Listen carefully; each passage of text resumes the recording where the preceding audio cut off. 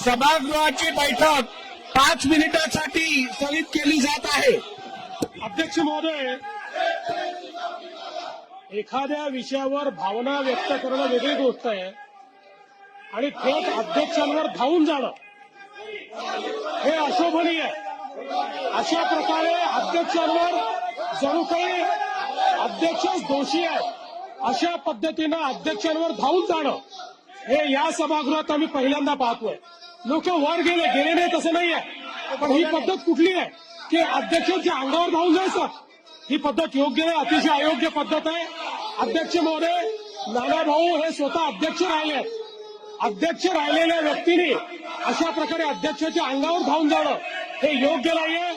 नानाभाऊंनी माफी मागितली पाहिजे असं माझं मत आहे। नानाभाऊंनी माफी मागितली पाहिजे, त्यांनी माफी मागितली पाहिजे। अध्यक्ष महोदय, सभागृहाचं कामकाज नियमित चालण्यासाठी मी विधानसभेचा अध्यक्ष म्हणून माझ्या नानाभाऊ पटोले यांना दिवसभरासाठी सस्पेंड करत आहे।